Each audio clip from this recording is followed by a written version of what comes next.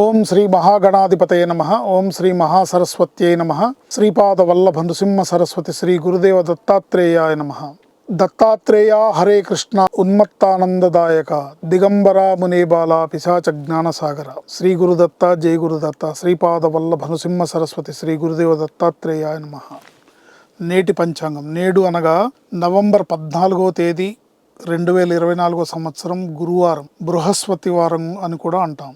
ఈరోజు సూర్యోదయం ఉదయం 6:24 సూర్యాస్తమయం సాయంత్రం 5:37. ఈరోజు తిథి శుక్ల త్రయోదశి పగలు 9:42 వరకు. తదుపరి చతుర్దశి ఉదయం 6:19 వరకు. నక్షత్రం అశ్విని రాత్రి 12:32 యోగం సిద్ధి యోగం పగలు 11:28 వరకు.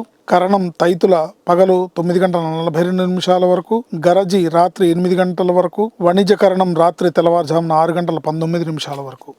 అమృత గడియలు సాయంత్రం 6:07 లగాయతు 7:32 వరకు. ఈ అమృత గడియలు చాలా అద్భుతమైన ప్రయోజనాన్ని చేకూరుస్తాయి. ఈ రోజు నేను చేయాల్సిన పని చెప్తాను. దుర్ముహూర్తం పగలు 10:08 లగాయతు 10:53 వరకు. మరలా పగలు 2:38 లగాయతు 3:22 వరకు. వర్జం రాత్రి 8:58 లగాయతు 10:23 వరకు. ఈ రోజు రాహుకాలం మధ్యాహ్నం 1:30 నుంచి 3 గంటల వరకు. ఈ రోజు విశేషం వైకుంఠ చతుర్దశి, పాషాణ చతుర్దశి అని కూడా అంటారు. ఈ వైకుంఠ చతుర్దశి రోజు కొంతమంది వైష్ణవ మిత్రులందరూ కూడా ఈ రోజు ఉపవాసం ఉంటారు. విష్ణుమూర్తిని ఆరాధించడం, విష్ణు సహస్రనామం పారాయణ చేయడం అనేది విశేషమైన ఫలితాలను ఇస్తుంది. ఇకపోతే ఈ రోజు సాయంత్రం అమృత గడియలు 6:07 లగాయతు 7:32 వరకు అని చెప్పాను కదా. ఈ అమృత గడియల సమయంలో శివాలయంలో మీరు శివుడికి కనీసం 21 ప్రదక్షిణాలు చేసి, శివుడికి అక్కడ దేవాలయంలో ఏ పూజలు చేస్తున్నారో ఆ సమయానికి ఆ పూజలు చేసుకొని